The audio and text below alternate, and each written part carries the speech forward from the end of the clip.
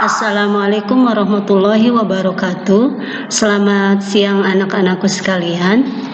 Selamat datang peserta didik baru SMP Negeri 4 Kelari tahun 2021-2022. Hari ini Ibu akan mencoba menjelaskan materi MPLS tentang etika berkomunikasi dalam pembelajaran daring.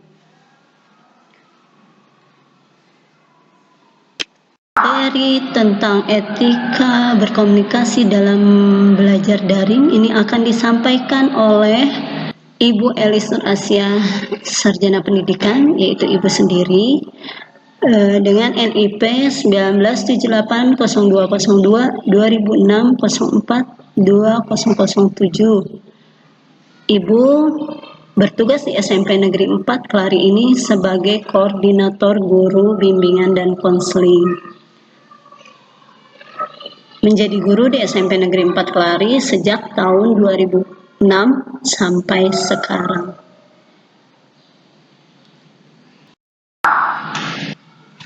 Assalamualaikum warahmatullahi wabarakatuh. Belajar dari rumah. Belajar dari rumah bukan berarti waktu belajar berkurang. Karena sejatinya yang namanya belajar di mana saja juga bisa. Tidak terpatok belajar harus di sekolah saja, tetapi di rumah juga bisa. Apalagi di masa pandemi seperti sekarang ini. Sudah 2 tahun kita menjalankan program belajar dari rumah. Yang kedua, tidak ada alasan karena belajar di rumah terus tidak ada komunikasi dengan guru. Sebab apa?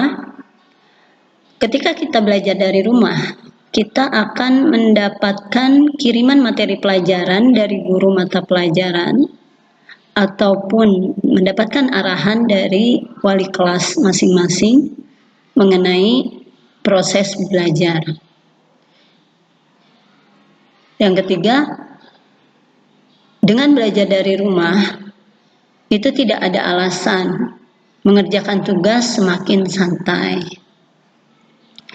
Karena setiap harinya nanti guru mata pelajaran akan memberikan tugas harian. Baik itu tugas tertulis, soal latihan, ataupun tugas performance melalui voice note maupun melalui video atau video call, ataupun tugas proyek, mengerjakan tugas proyek.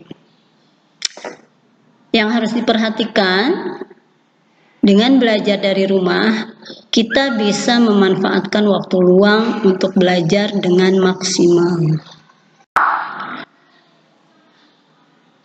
Belajar daring menjadikan guru dan siswa harus berhubungan atau berkomunikasi via online.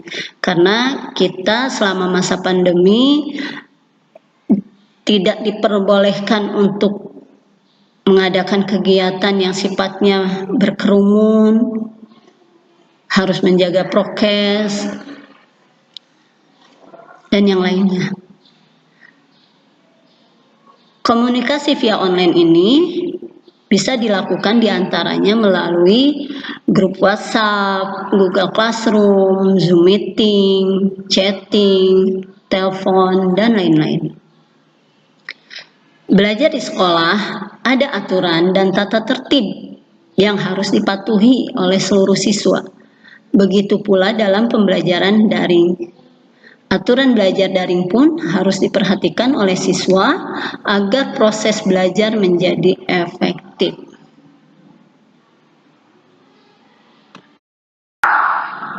Apa saja etika yang harus diperhatikan oleh siswa selama belajar daring? Yang pertama, sopan santun dalam melakukan chatting. Memperhatikan sikap dan bahasa yang digunakan, seperti mengucapkan salam terlebih dahulu, menuliskan nama dan kelas, menyampaikan tujuan dan hal apa yang akan ditanyakan kepada guru. Sebaiknya siswa menggunakan bahasa yang baik atau bahasa yang sopan kepada guru dan siswa yang lain. Tidak boleh kita menyamakan bahasa yang kita pakai kepada teman dengan bahasa yang kita pakai kepada guru. Sebaiknya juga ketika menyampaikan chatting kepada guru, terutama ketika menyetorkan tugas, harus memperhatikan waktunya. Jangan di saat guru tersebut sedang sibuk atau terlalu larut malam.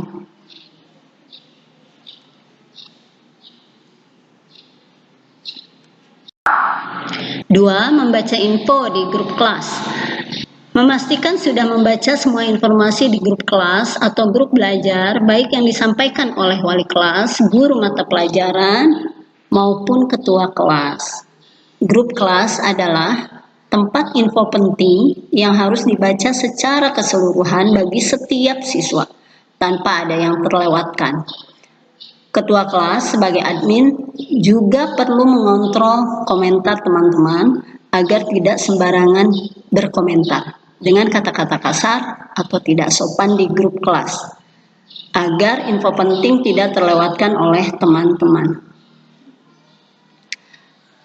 Untuk informasi yang dianggap penting, itu sebaiknya diberi tanda bintang. Ketiga, jangan lupa menghubungi ketua kelas jika anak-anakku merasa ketinggalan informasi penting. Hal pertama yang harus dilakukan adalah menghubungi ketua kelas, mencari tahu apa info penting yang Anda belum ketahui, termasuk info tugas atau info jadwal belajar, dan lain-lain. Ketua kelas sebagai tangan kanan atau yang membantu guru mata pelajaran atau wali kelas menjadi sumber utama anak-anakku jika ingin mencari tahu informasi. 4. Berkomentarlah dengan baik.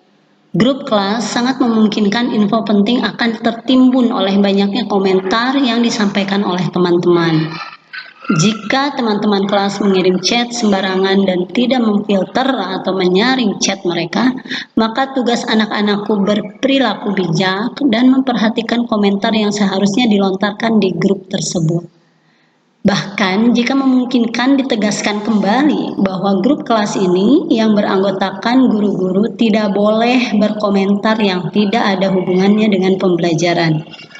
Hal yang boleh dikomentari adalah menanyakan info tugas, deadline atau batas akhir pengumpulan tugas, nomor kontak guru mata pelajaran, kode Google Classroom, materi pembelajaran, dan lain-lain.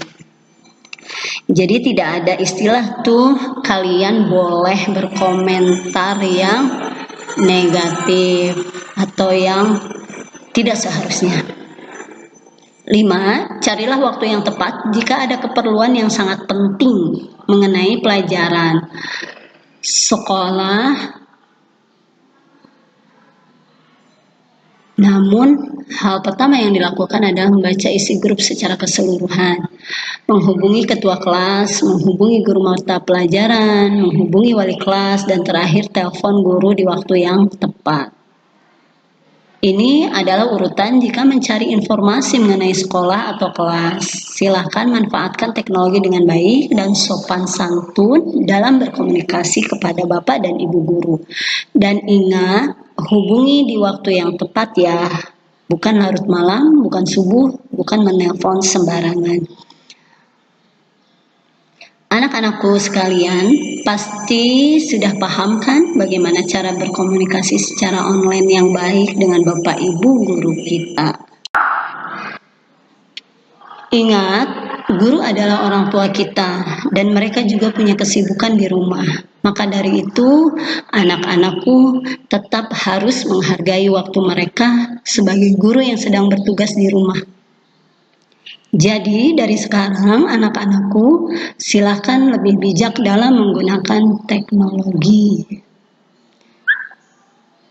Dan yang tidak boleh kalian lupa apabila guru menghubungi lewat chat atau lewat telepon, tolong itu direspon dengan baik, tolong chatnya dibaca, dibalas, dan telepon dari guru harus segera diterima, jangan ditolak atau di-reject. Demikian materi yang dapat Ibu sampaikan, kurang lebihnya Ibu mohon maaf. Wassalamualaikum warahmatullahi wabarakatuh.